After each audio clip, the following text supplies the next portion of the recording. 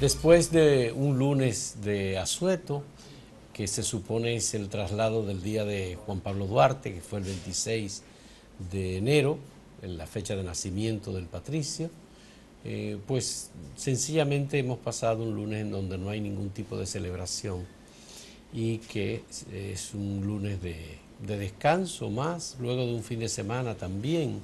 El Día de Duarte se celebró realmente el 26 de enero, el viernes pasado. Se hicieron actos oficiales, se hicieron ofrendas florales, recordación de la memoria del padre de la patria, pero sábado y domingo de descanso, más el domingo que el sábado, y el lunes igualmente un día de pérdida de productividad y de trabajo. Es por la dichosa ley aquella que traslada los feriados para hacer los llamados puentes. Pero que eso ayer, es un incentivo a la vagancia. Ayer no hubo absolutamente ningún acto de recordación. Porque lo que Duarte, no se traslada la fiesta, sino el feriado. El feriado, de acuerdo. Pero en esa ley se hizo una excepción con lo que llaman las fiestas mayores de la iglesia. Pero yo entiendo que si la iglesia es verdad, que tiene toda la fuerza social, la tradición, mucha gente que la apoya, la fiesta patria principal es el Día de Duarte y por tanto, por respeto al patricio, no debe trasladarse. De todas maneras, yo creo que esa ley debía eliminarse. Debían revisarla. No ningún sentido en un país que lo que necesite producir como este, que haya tantos días de asueto. Así es, pero bueno, de todos modos el domingo sirvió para que se realizara una marcha conmemorativa o una concentración conmemorativa de la primera marcha verde del 22 de enero, y se hizo en esta ocasión frente al Palacio Nacional en una concentración que fue conversada previamente con las autoridades, se contó con la colaboración de la Policía Nacional y miles de personas se concentraron en las inmediaciones del Palacio Nacional, en donde Marcha Verde volvió a reclamar que haya el cese de la impunidad y de la corrupción, y de manera particular se hizo una proclama en donde se pone en evidencia que el Ministerio Público está actuando deliberadamente con dilación, está actuando deliberadamente para conseguir olvido en el caso de los imputados por Odebrecht. Y los que no han sido imputados, porque en definitiva se espera que el Ministerio Público hiciera una investigación lo más exhaustiva posible y que no tuviera contemplaciones con las personas que han tenido participación en ese soborno, que han hecho negociaciones, incluso personas muy vinculadas al gobierno. Tú decías, Fausto, de los que no están imputados, porque uno de los reclamos de Marcha Verde, de amplios sectores de la sociedad dominicana, es que se complete esa lista, porque todo el mundo sospecha con sobradas razones que hay muchos y muchas que tienen que ver con esa relación espuria que había desde el Estado con la Odebrecht para conseguir obras millonarias. Curiosamente, en otros países se ha estado reclamando el pago de indemnizaciones y compensaciones a Odebrecht. Incluso Perú ahora está pidiendo $1.000 millones. Y hay otro caso en Guatemala. Guatemala se pidió 50 y tantos millones. Y aquí lo que estamos es pagando a Odebrecht y posiblemente tengamos que pagar más de $700 millones más. También de manera concreta, aparte del cese de la impunidad y la corrupción, que ha sido un reclamo permanente de Marcha Verde, en esta ocasión se hizo una petición más y una propuesta de que se fortalezcan instituciones como la misma Junta Central y que también se dote al país de las leyes electoral, que está pendiente de aprobarse desde que se proclamó la Constitución del 10, y la nueva ley de partido, porque no existe ley de partido en República Dominicana, en el entendido de que esos dos instrumentos legales servirían para el fortalecimiento institucional y de alguna manera prever cualquier tipo de fraude en las elecciones. Mira, interesante esta concentración frente al Palacio Nacional, porque se tenía entendido que como era un asueto muy largo, la gente no iba a estar dedicada a atender esta convocatoria de reclamo de cese de la corrupción y la impunidad. Pero además coincidió que el mismo domingo el gobierno, por vía de varias entidades oficiales, se organizó el recibimiento a Vladimir Guerrero. Fue un poco más tarde, porque la concentración fue en la mañana y en horas de la tarde estaba el recibimiento a Vladimir Guerrero. Hubo muchos autobuses, hubo muchos recursos, hubo mucha gente, obviamente, en el recibimiento a Vladimir Guerrero, pero también se tenía como la sospecha de que el gobierno apostaría a que esta concentración no fuese lo suficientemente representativa. Pues tuvo mucho apoyo y también tuvo apoyo fuera del territorio nacional, en donde diversos grupos de comunidades dominicanas, en el caso de la Florida y en el caso de Nueva York, en Filadelfia, se reunieron y también hubo una representación importante de la comunidad dominicana. En el caso de Nueva York, desafiando el frío, que había mucho frío, la gente estuvo ahí dándole apoyo a este movimiento y reclamaban esos dominicanos de la comunidad dominicana en Estados Unidos el hecho de que ellos son un soporte importante para la economía nacional. Ellos envían remesas y tenían una consigna, nosotros aquí mandando y ellos allá robando. Era la consigna que coreaban y hubo mucha gente realmente. Mira, coincidió también, Gustavo, la concentración en el Palacio Nacional.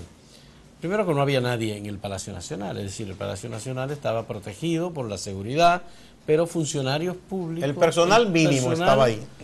Que habitualmente está en el Palacio Nacional, incluso el presidente de la República no estaba allí. El presidente creo que andaba ese domingo en una visita sorpresa en Villa Altagracia. Sí, estaba con unos cacaucultores. De Villa Altagracia. Entonces, pero coincidió con la revelación de que el Ministerio Público había solicitado la extensión del plazo para la presentación de las imputaciones formales. El expediente fundamentado, ¿no? Sí. Eso. El próximo martes, 7 de febrero, se cumple el periodo de 8 meses que le otorgó Francisco Ortega Polanco al Ministerio Público. En ese tiempo el Ministerio Público no ha terminado la investigación y lo que ha dicho es, según los documentos que se han dado a conocer, que no tiene las pruebas en sus manos para sostener las imputaciones que ha hecho a las 14 personas que están imputadas.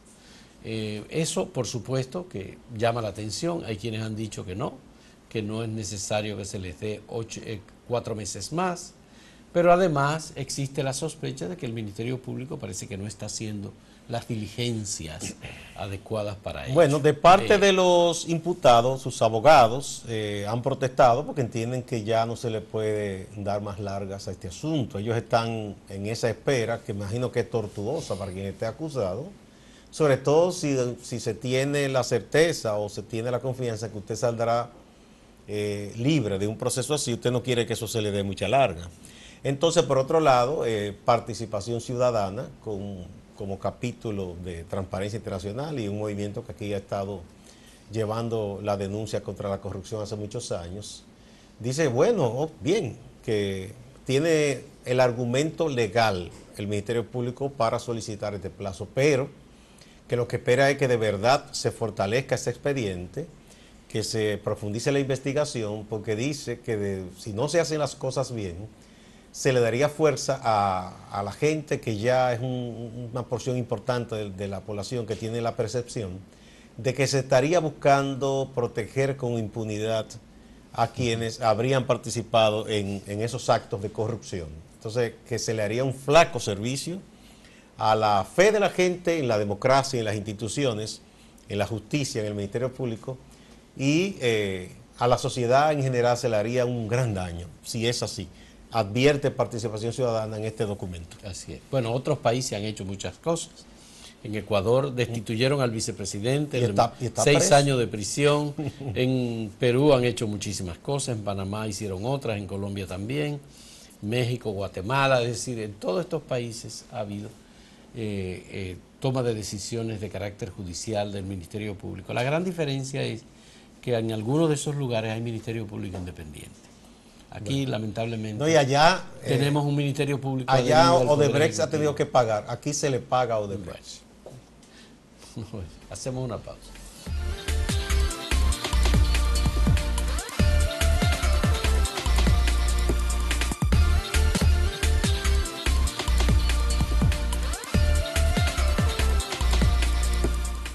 Bueno, contra viento y marea y pese a todas las dudas, tal como lo anunció el presidente Danilo Medina a su regreso de Davos este lunes, es decir, ayer, se retomó el diálogo entre el gobierno y la oposición de Venezuela, teniendo como anfitriona a la República Dominicana, representada por el propio presidente Medina y por el ministro de Relaciones Exteriores, Miguel Vargas Maldonado. Hubo, al parecer, algunas tensiones e inconvenientes, incidentes, y se suspendió ya entrada la tarde hasta las 9 de la noche, hubo un receso de 6 horas. Se retomó y al final quien sirvió de portavoz, Roberto Rodríguez Marchena, director de comunicaciones de la Presidencia Dominicana, anunció entonces que hoy martes retornarían los participantes en ese diálogo. A las 9 de la mañana. A las 9 de la mañana, quizá un poco más tarde, porque esa gente se trasnochó y es probable que quizás... Bueno, mientras tanto, en Venezuela, ambas partes habían dicho y adelantado que esta sería como la sesión definitiva. El gobierno dice que si no hay acuerdo, que ellos sigan adelante, y la oposición dice que si no hay acuerdo, que ya no existirían más. El Partido Voluntad Popular de Leopoldo López, que es uno de los opositores, anunció previamente que se retiraba, que no participaba más porque entiende que ahí no hay nada que buscar, que ahí se le está tomando el pelo a la oposición venezolana. Otros han dicho que no, que hay que seguir, como Ramos Ayub y otros partidos. Todo esto en medio de un anuncio que hizo la Asamblea Constituyente y que luego el propio Maduro dijo que se adelantara más y Diosdado anunció su candidatura y Maduro la aceptó a la reelección en unas elecciones para abril, cuando en realidad, según el cronograma, deberían ser en diciembre, a final de año. 30 de abril serían las elecciones, de acuerdo ya con la decisión de la Asamblea Constituyente y con los organismos electorales ya preparados para lanzar este nuevo proceso electoral, con una oposición que entendía que el cronograma electoral que estaban discutiendo en República Dominicana era viable o estaba sujeto a algún tipo de cambios. Lo que está haciendo el gobierno de Nicolás Maduro es aprovechando el fraccionamiento que hay de la oposición para lanzar, digamos, una campaña electoral en donde a lo mínimo que tendría sería un triunfo electoral Nicolás Maduro, con lo que se validaría por 4 años más la presidencia de Maduro en Venezuela. Mientras tanto, no hay absolutamente ningún tipo de consideración sobre lo que está ocurriendo con la escasez y con la situación de tensión que existe en Venezuela. Yo pienso que el presidente Danilo Medina ha hecho un esfuerzo por encima de sus posibilidades y que al final aquí lo que estamos es en una especie de resistencia a ver quién finalmente es el que tira la toalla. Se suponía que bueno, ese es un un pulso que tienen el gobierno y la oposición. Ninguno quiere ser el primero que diga me retiro para que no se le señale. Pero de alguna manera está apostando a que el otro sea que salte. Ya. Es que ha habido ya tantas cosas, Gustavo, porque lo que estaban discutiendo era el calendario electoral, la renovación de las autoridades. Sí, ese es uno de los puntos. La renovación de las autoridades del Tribunal Electoral. De la autoridad electoral, que la oposición estaba pidiendo una revisión y al parecer lo que iban a hacer era un poco la fórmula vieja dominicana de incluir a sectores de la oposición para darle un poco más de credibilidad. Sí. No sabemos si eso se va a hacer al final. Ya. Pero mientras tanto yo digo, esa coalición que gobierna, que es el Partido Socialista Unificado y otros partidos, porque algunos se han un poco distanciado, el propio Partido Comunista venezolano se ha distanciado un poco y tiene algunos elementos críticos hacia el gobierno. Yo digo que, óyeme, están siendo torpes políticamente, porque yo creo que ellos, aunque pretendan seguir en el poder, debieron sustituir ese candidato. Nicolás Maduro es un hombre que no tiene ninguna habilidad política, más allá de decir cualquier cosa. Eso no sé, yo no sé, o sea, son de las cosas que yo no entiendo en esos supuestos procesos revolucionarios, que supone que la revolución es cambio. Si este señor no ha sido capaz de nada, solo de hacer torpezas políticas y decir cualquier cosa, óigame, ustedes tienen otra gente ahí, ¿por qué no pusieron a Rangel, uno de esos, no? Bueno, difícil, muy difícil. Gustavo, mira, ahora tiene Maduro un pleito con España, retiró su embajador en España, denunció a España como un país intervencionista. No, pero eso es la cherchita y, que le gusta a este tipo. Yo creo que esas sanciones lo que a ese tipo de gobierno le gusta, porque eso justifica. por lo de las sanciones de la Unión Europea, No, por no, y para ejemplo. justificar, decir, mira, eso es la guerra económica, el golpeo, por eso es que aquí no hay comida. Ya, Si no hubiese, esas sanciones le justifican muchas cosas. sí. Sí. Pero bueno, de todos modos, República Dominicana tiene que salir de esto. Se supone que hoy se va a anunciar, ¿qué será? Cualquier cosa que se anuncie hoy carece de relevancia tomando en cuenta las decisiones políticas que se han tomado en Venezuela y que Venezuela va de nuevo hacia un matadero electoral el 30 de abril, Gustavo.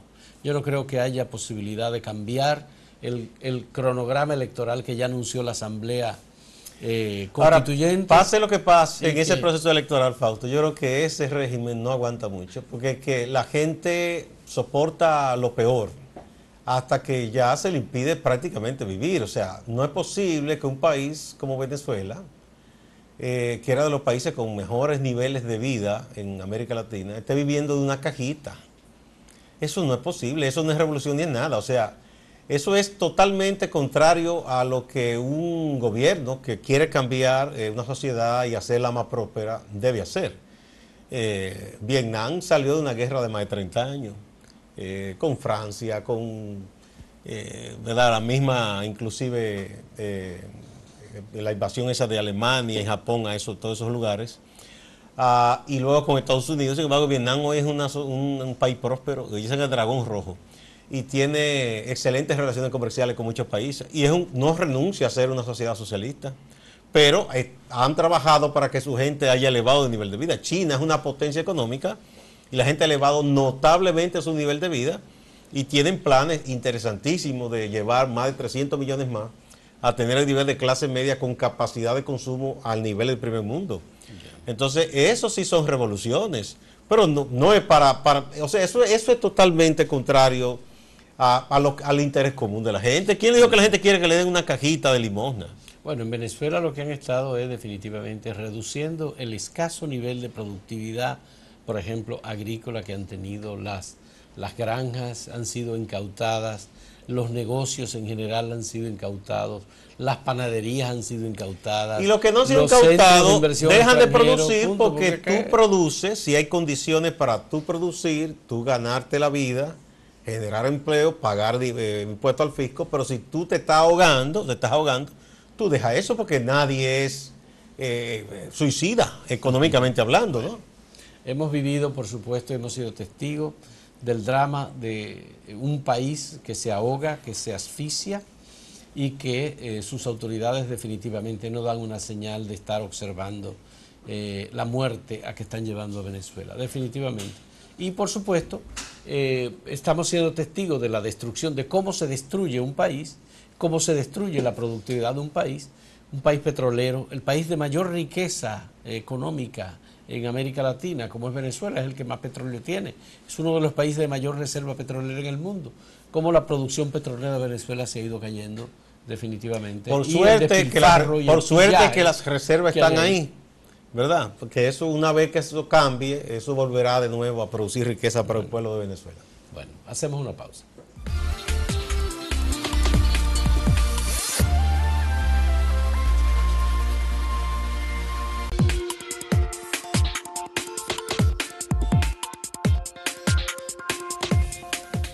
El Congreso de Estados Unidos exigió al gobierno del presidente Donald Trump endurecer las acciones contra la administración de Vladimir Putin en Rusia. Y una de las recomendaciones ha sido dar a conocer una lista que ya facilitó el Departamento del Tesoro de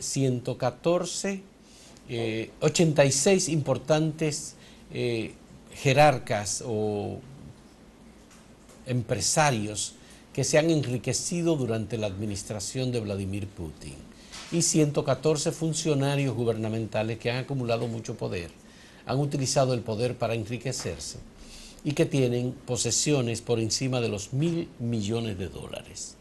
Esa lista ha sido dada a conocer con sus nombres, las posiciones que tienen en el gobierno o las posiciones que tienen en el sector privado, estas personas que tienen la cualidad de que todas son allegadas, familiar, personalmente, en negocios o políticamente a Vladimir Putin.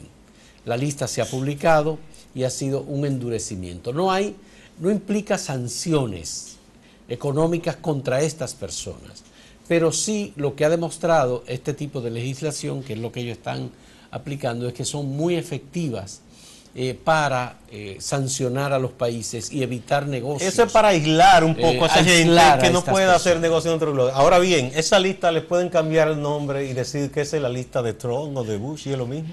Lo mismo. Porque ¿qué es lo que hacen en todas esas potencias? Esos jerarcas, por ejemplo, lo que llaman la industria o el lobby de la industria militar estadounidense ha generado muchas fortunas.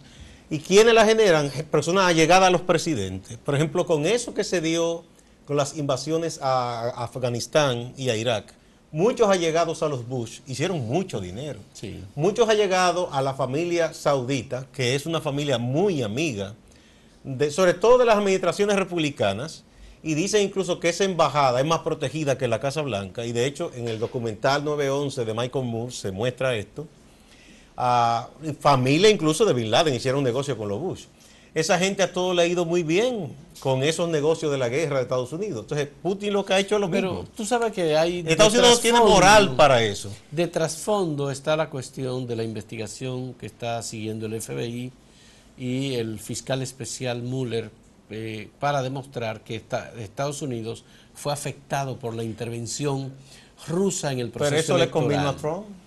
¿Eso le combinó a Trump? ¿Tú crees? Sí, lo que se dice es que debido a esa intervención, por lo menos dicen los demócratas, Trump logró derrotar a Hillary. Bueno, pues vamos con... O derrotar, entre comillas, porque más de 300 millones de votos, más de 3 millones de votos populares fueron para Hillary para Clinton. Hillary. Pero por el sistema estadounidense, Trump es presidente. Bueno, Vladimir Putin acaba de declarar que esa lista publicada por el Departamento del Tesoro y recomendada por el Congreso de Estados Unidos no es nada amigable.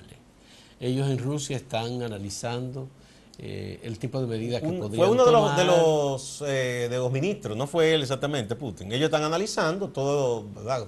El Consejo de Inteligencia, a ver qué respuesta dan. Es que hay mucha gente, por ejemplo, la inteligencia rusa está metida en la lista. Está incluida en la lista. Pero claro. El ministro de las Relaciones Exteriores de Rusia está en la lista. Pero Rusia puede hacer lo mismo como hizo China con el dichoso informe de derechos humanos. Porque que Estados Unidos se cree con el derecho de decidir al mundo. Porque Estados Unidos es una potencia mundial, Gustavo. Sí, y es igual de corrupta o más que Rusia y que todas las otras. Entonces tiene influencia en el sector financiero, por ejemplo. ¿Y cómo se mueve una persona que tenga una fortuna de $1.000 millones? ¿Cómo lo mueve? ¿Tú crees que la va a mover exclusivamente en Rusia? No, ni los propios estadounidenses tampoco. Por ejemplo, si China quiere, mete en un lío grandísimo a Estados Unidos. Claro que sí, por supuesto. O sea, es que el mundo los norteamericanos no se han dado cuenta que ya no estamos en los años 40 después de la guerra. Ellos no pueden solo pretender dominar todo y decidir. Y no tienen moral para eso, porque si hay un país corrupto de arriba abajo es Estados Unidos. Bueno, pero sospecho que el presidente de Estados Unidos... Diga, yo no estoy refiriendo a Rusia ni a Putin. Pareciera, pero... No. Yo lo que digo es que no hay moral. Porque a mí no me simpatiza Putin. Creo que es un tipo abusivo, machista, homófobo. Pero yo lo que digo es que no hay moral en Estados Unidos para eso. Ellos viven hablando de derechos humanos. Y no agarran ahora mismo a un congresista indígena y un grupo de racistas, por poco casi lo mata y insultándolo. Y uno tan bruto que dijo, vete a tu país, óyeme bien, qué estupidez, un tipo de esto, de supremacista blanco. ¿Y de quién era ese país? De esos indígenas americanos, mucho antes que todo.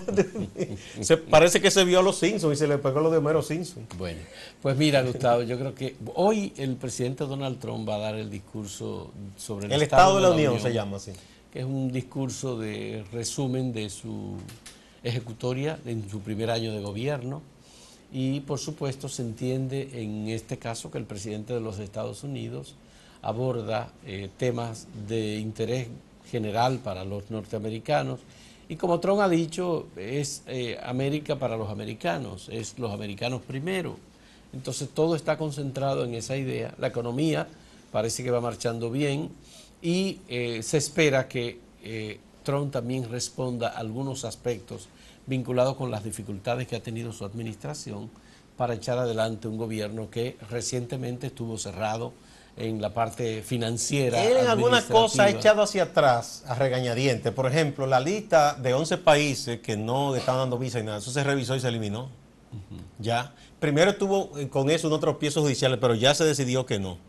Echó hacia atrás. No ha podido con lo de la ley migratoria o el arreglo migratorio, no ha podido. Pero el tema migratorio. Ahora es un dice que tema de DACA, que sí discusión. que está dispuesto a que sean ciudadanos. Primero dijo de los países que entienden que eran hoyos de letrina, lo dijo en la peor forma. Ahora dice que no, que él quiere toda esa gente, que son buenos. Bueno, pero él está pidiendo a cambio 25.000 millones de dólares para lo del muro. por Para un ejemplo, muro. Para el muro con México. Entonces se desdijo porque él decía que iba a obligar a México a pagar y ya no. Entonces, por eso. O sea, un pero- presidente, aquí se le diría popularmente que es medio baboso. Él dice cosas No, hechas hacia pero es atrás. una palabra muy dura. Le dicen gallo loco aquí. Bueno, pero también se le dice eso. También. Bueno, pero por Pero otro mira, lado, sí. un grupo de activistas y artistas muy críticos ayer adelantó lo que ellos llaman el Estado de la Unión del Pueblo, o sea, alternativo. Y dicen que ellos representan como un movimiento de decencia contra la indecencia de Donald Trump. Ahí estuvieron mucha gente que son conocidas por su actitud liberal y crítica. Por ejemplo, Michael Moore, que todo el mundo sabe que ha hecho documental y toda esa cosa. Este otro actor, Faruco, entre otros, estuvieron ahí y dijeron cosas muy críticas, muy duras. Dijeron que van a estar vigilantes. Así es. Trump, Es parte de un ellos hablan movimiento de sus crítico, logros, claro. pero esa economía ya venía muy bien con Obama. Todavía hay que ver. Wall Street está reaccionando bien porque está rebajando impuestos y eso, pero hay que ver después si esos planes de abrir fábricas viejas con esa tecnología obsoleta, si es verdad que él va a lograr eso. Bueno. Vamos a ver. Bueno, señores, muchas gracias por la compañía y esperamos vernos mañana con ustedes.